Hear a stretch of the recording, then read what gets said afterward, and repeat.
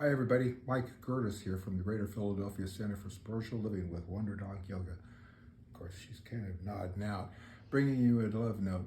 Hey, today I want to talk about one of the subjects that I am exceedingly good at, and that's whining.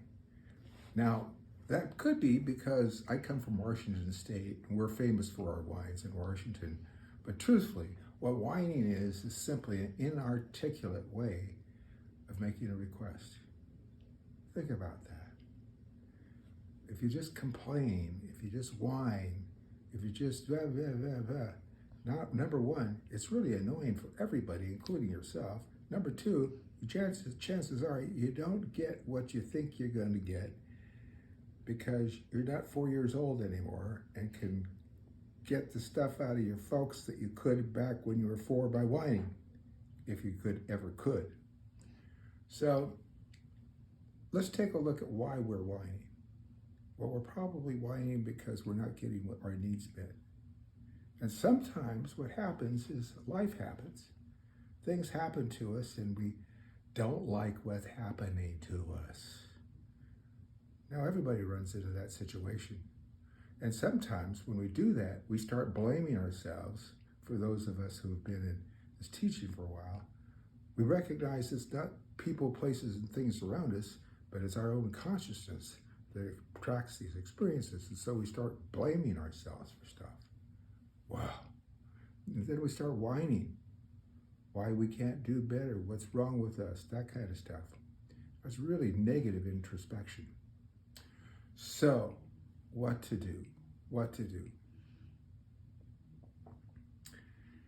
If we could accept what is and frame what we want, and stop worrying about why it is you got to where you're at. In other words, where you're at, you're at. Don't worry about how you got there.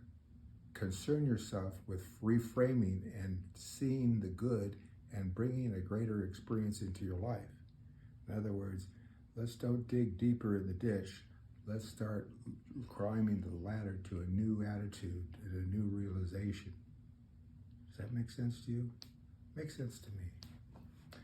Now, you might like languishing in your self-pity and despair, but after a while, it does get kind of old for everybody, including yourself.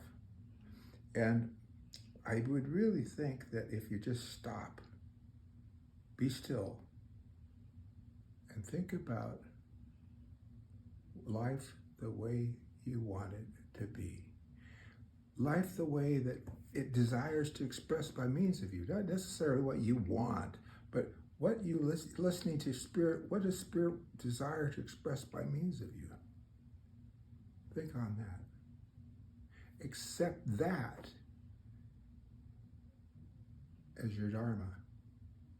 Accept that as yours to do. And focus on that. Give thanks for that. And do the next right thing that's in front of you to do. And you'll have lots to be thankful for. You'll have lots to praise. And you'll find the world a whole lot better place. Well, with that, yoga's turned in for the night, and I'm going to be doing that soon. So, bye-bye, and make sure you stay tuned for Sunday for a wonderful talk by Reverend Dr. Maxine. Bye-bye.